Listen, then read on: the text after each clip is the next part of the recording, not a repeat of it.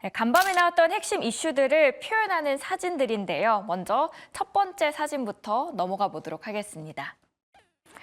첫 번째로는 CNN의 기사입니다. 미국 증시가 환호를 이어가지 못했던 이유가 있는데요. 크게 세 가지 이유 때문이었습니다.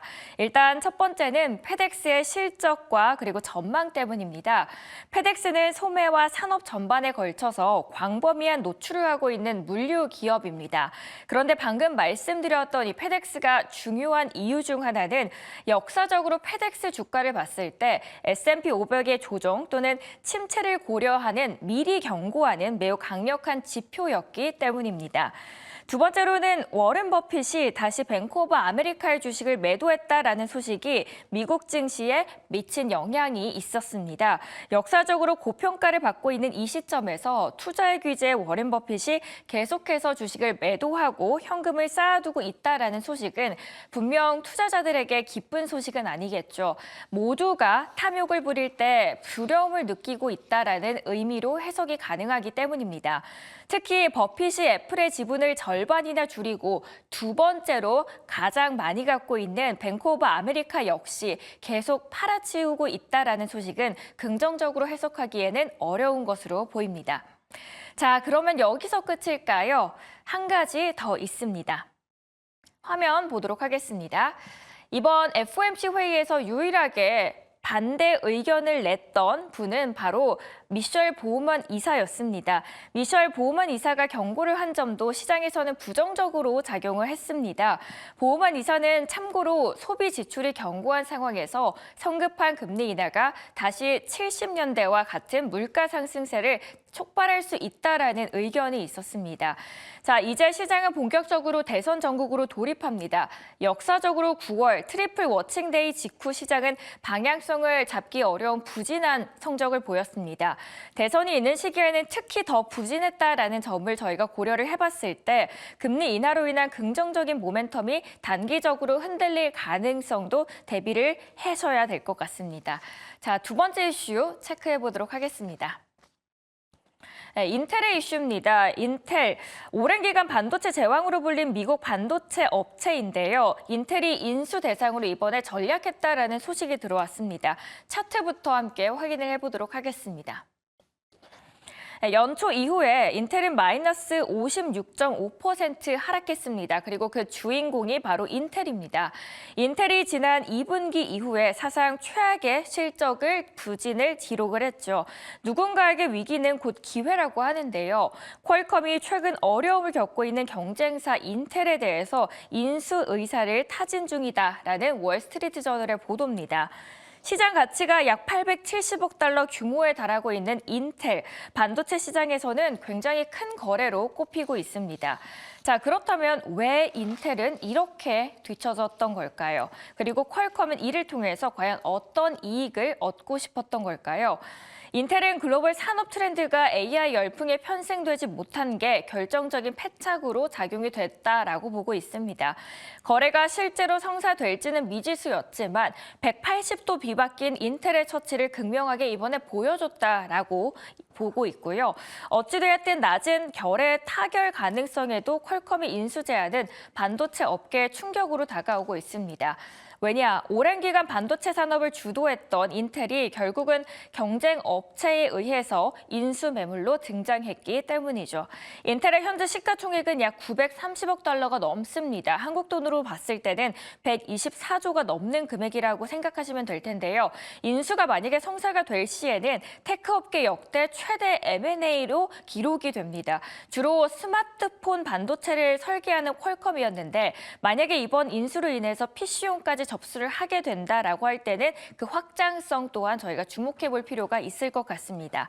자, 그렇다면 월가 의견은 어떨까요? CNBC 영상 통해서 보도록 하겠습니다.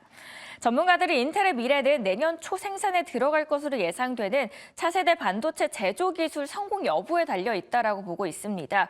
영상을 통해서 보시면요. 필요하다면 언제든지 다른 공급 업체를 활용할 수 있다라고 하고 있고요. 젠슨 왕이 얼마 전에 이야기를 하면서 삼성전자가 주가가 많이 들썩였던 하루가 있었는데요. 골드만삭스 테크 컨퍼런스 2024에서 했던 말이죠. 물론 삼성전자로 현실화될 수 있는 분위기 분위기였지만 젠슨왕이 언급한 다른 공급업체 또는 AMD의 리사수가 이야기한 공급망의 다양성에서 삼성전자가 아닌 제3의 기업이 이번에는 인텔이 될 수 있다라는 가능성도 나오고 있습니다. 이 부분도 함께 주목하시는 게 좋을 것 같습니다. 마지막으로 세 번째는 중국입니다. 중국이 계속 발목을 잡고 있다라는 건데요. 리스크로 잔존해 있던 부분 언제쯤 회복되나 계속 집중이 되고 있는 상황 속 이번에 새로운 데이터가 하나 나왔습니다. 체크하고 넘어가 보도록 하죠. 결론부터 말씀을 드리자면 청년 실업률이 또다시 최고치를 찍었습니다. 중국의 8월 청년 실업률이 18.8 집계가 됐는데 이게 12월 이후 가장 높은 수치로 보시면 됩니다. 중국의 실업률 증가로 인해서 일부 대졸자들이 저임금으로 근로를 하거나 또는 부모님의 연금 수익에 의존하고 있다라고 보시면 되는데 여기에는 더 큰 문제가 하나 더 있습니다. 다음 큐로 넘어가 보도록 하겠습니다. 중국 청년 실업률이 높게 나왔는데 여기서 더 큰 문제는 무엇일까요? 이런 상황 속에서 중국의 내수 소비가 더 줄어들 수 있다는 전망이 나오고 있기 때문입니다. 일하는 사람도 일을 할 수 있는 자리도 줄어들고 있는 상황에서 국가 안에서 사람들이 돈조차 쓰지 않으려고 한다라는 겁니다. 참 동굴 속에 어두컴컴한 터널을 바라보고 있는 것 같습니다. 이런 상황에서 중국은 예상과 다른 결정을 내립니다. 미국도 이번에 경제가 안 좋아서 금리 인하를 한 와중에 중국은 시장의 금리 인하가 아닌 동결을 결정했습니다. 다들 큰 물음표가 그래서 이날 붙었었는데요. 그 이유가 중국이 동결을 결정한 것은 금융권 리스크를 더 크게 받기 때문입니다. 경기 부양보다 은행의 건전성 목표에 조금 더 우선순위를 뒀기 때문이고요. 조금 더 설명을 드리자면 예금 금리가 크게 인하가 되면 대규모 예금 자산이 자산 관리 상품으로 이동하는 리스크가 발생을 할 수 있게 되는데 이렇게 되면 은행의 건전성 유지하는 데 악영향을 줄 수 있는 관점에서 바라본 겁니다. 마지막 이슈 체크해 보도록 하겠습니다. 이번 주 그렇다면 월요일인데요. 어떤 이벤트들에 저희가 주목을 해보면 될까요? 마이크론 실적 그리고 연준의 제일 좋아하는 물가지표 PCE가 있습니다. 먼저 마이크론 실적이 발표가 됩니다. 9월 26일 바로 목요일입니다. 주가는 거의 올해 1월 수준까지 하락한 상황입니다. 과연 여기에서 반전을 만들어낼 수 있을지가 관건입니다. 지표 발표가 이날은 있는데요. 최근 경기 둔화 우려를 완화시켜주고 있는 주간 실업수당 청구 건수 목요일에 발표되고요. 또 목요일에는 파월 의장의 연설이 있습니다. 이 자리에 옐런도 나오고 윌리엄스도 오는 듯합니다. 이날 파월은 직접적인 발언보다는 녹화된 영상으로 한 5분 동안 개회사를 진행할 예정입니다. 근데 행사 제목이 이렇습니다. 뉴욕 연준과 그리고 미국 재무부 등이 공동 주최하는 미국의 국채시장 컨퍼런스라는 걸 보니까 그래도 좀 중요한 내용이 있을 수 있을 것 같다라는 부분에서 저희가 눈여겨보시는 게 좋겠습니다. 다음 금요일 9월 27일인데요. 연준이 제일 좋아하는 물가지표죠. PCE가 발표가 됩니다. 제일 좋아하는 건 연준이 정책을 결정하는 데 있어서 또 중요한 영향을 미치기 때문에 저희가 다시 한번 눈여겨봐야 될 부분인데요. 이날은 미시건대에서 조사한 소비자 심리지수도 함께 확인하실 수 있게 됩니다. 또 보수적인 투자자들이 기대하고 있는 일본 자민당 총재 선거 일정도 이날은 있습니다. 약세 요인이 될 수 있는지 체크도 필요합니다.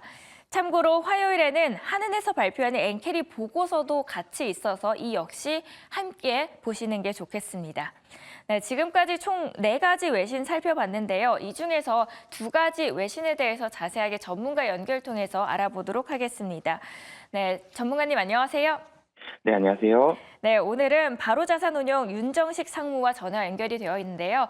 먼저 첫 번째 질문부터 드리도록 하겠습니다. 간밤에 퀄컴, 인텔의 인수 이벤트가 있었는데 이게 전반적인 섹터에는 어떤 영향을 줄까요? 네, 퀄컴은 사실은 뭐 돈을 잘 벌고 있죠. 근데 문제는 인텔이었습니다. 인텔이 실적이 좋지 않음으로써 구조조정도 강하게 얼마 전에 했었죠.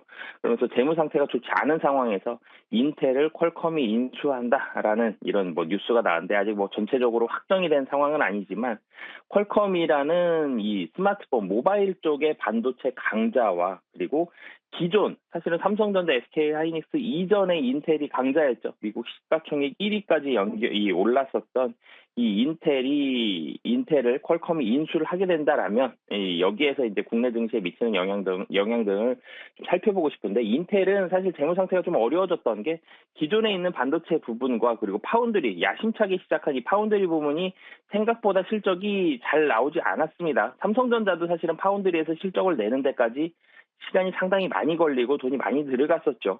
이런 부분들에 대한 어려움들을 겪으면서 재무적인 어려움들이 닥쳤었고, 그럼으로써 뭐 구조조정이라든지 여러 가지 이 타겟책을 찾고 있었는데 쉽지가 않죠. 이런 상황에서 퀄컴이 인수하게 된다라면 우선 이 반도체에 대한 이 퀄컴과 인텔이 합병이 된다. 반독점 부분들이 상당히 문제가 되게 됩니다. 그래서 이 부분이 있기 때문에 시간은 좀 걸릴 것으로 보여지고요. 하지만 미국만 놓고 봤을 때는 퀄컴이 인텔이 인수한다 그랬을 때 손해보는 장사가 아니거든요. 미국 내에서는 상당히 큰 반도체 기업이 탄생을 하게 되고, 이 퀄컴의 자금력으로 인텔의 이 파운드리 부분을 밀어주게 된다라면 파운드리에 대해서 물음표가 생길 수도 있거든요. 그런 부분들까지 본다라면 파운드리에 있어서는 삼성전자, SK하이닉스보다는 삼성전자의 영향이 좀 더 있을 걸로 보여지고요. 사실은 미국에서 잘 된다면이라는 가정이 있는데, 인텔의 파운드리 사업이 좀 더 많이 성장을 하게 되고 좀 더 이 사업에 대한 점유율을 늘리게 된다라면 삼성전자에 있어서는 상당히 강력한 경쟁 상대가 될 수 있는데, 이 부분 보기까지는 시간은 상당히 좀 많이 걸릴 것으로 보여지기 때문에 시간을 좀 두고 판단을 해야 되고요. 그러니까 두 가지 문제가 있는 거죠. 한 가지는 반독점 부분에서의 빠른 해결이 필요하고요. 또 한 가지로는 파운드리 부분에 있어서의 성장이 필요한데 그때까지 시간이 좀 많이 필요하다. 단기적으로는 사실 큰 영향이 있기보다는 좀 중장기적인 관점에서 반도체를 바라봐 주시는 게 좋을 것 같습니다. 네, 두 가지 문제 이야기를 해주셨습니다. 첫 번째로는 반독점 문제고요. 두 번째로는 파운드리 시장에 있어서 영향을 물론 줄 수는 있지만 중장기적인 관점에서 삼성전자에게 주는 영향이 있다라고까지 이야기하셨습니다. 두 번째로는 PC 발표 그리고 마이크론 실적이 시장의 이벤트로 이번 주 주목이 되고 있는데요. 특히 마이크론 같은 경우에는 반도체 그리고 삼성전자, SK하이닉스 다시 한번 반도체 섹터를 이끌어줄 수 있는지도 궁금합니다.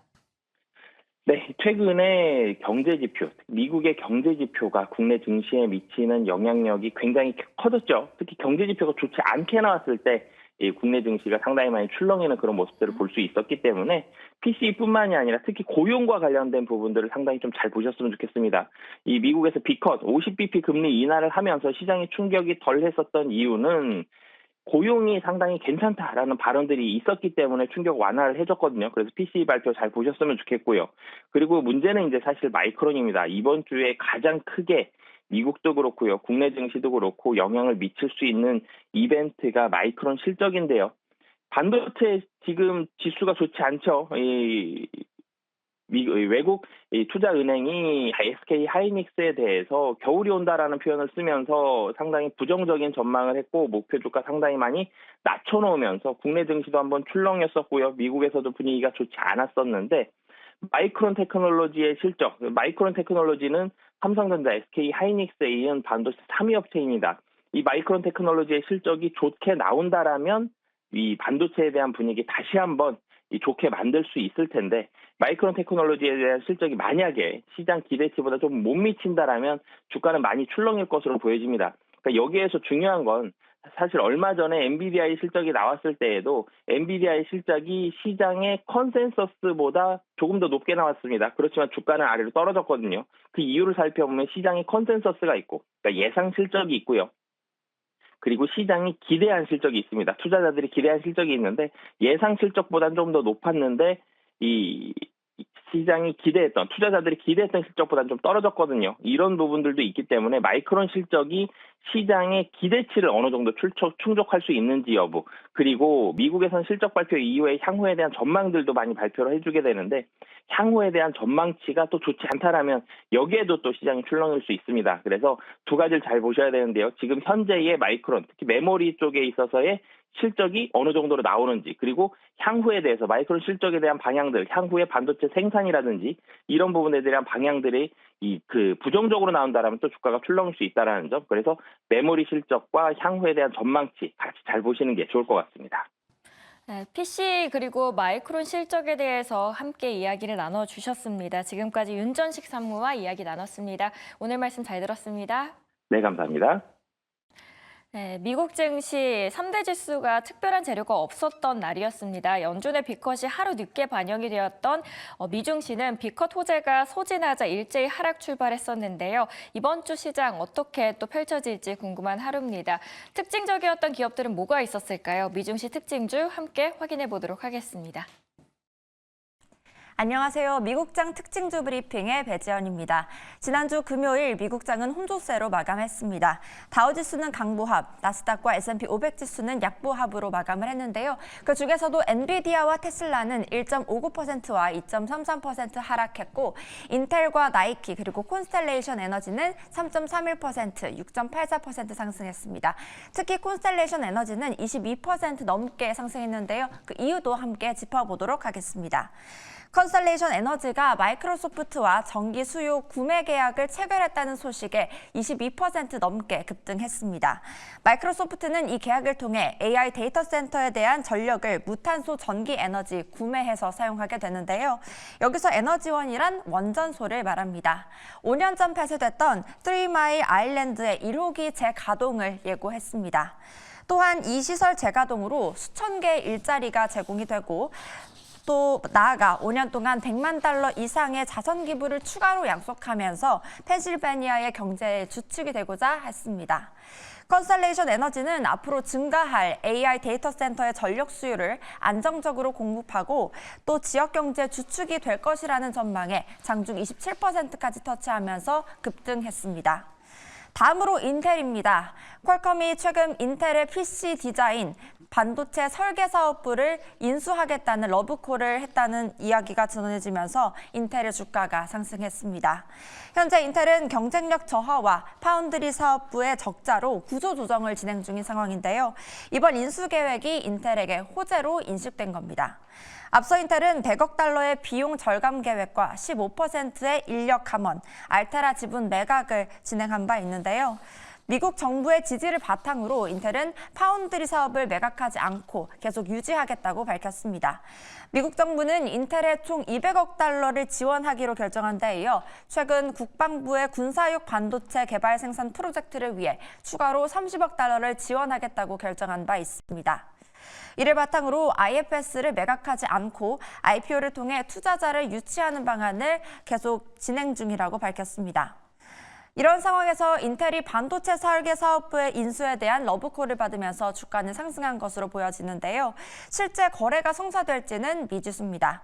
대기업 간 M&A인 만큼 경쟁 당국과 심사 그리고 반독점 국가 보안 문제를 검토하는 데 있어서 걸림돌이 있을 거라는 예측이 제기된 데 따른 것인데요. 실제로 2017년에도 브로드컴과 인텔은 인수를 추진했지만 이 당국의 반대로 실패한 바 있습니다. 올해 인텔의 주가는 57% 상승한 바 있는데요. 저번 장의 상승이 일시적인 상승일지 아니면 인텔이 이 국면을 헤쳐나갈 수 있을지 한번 지켜봐야겠습니다. 지금까지 미국장 특징주 브리팀의 배지연이었습니다.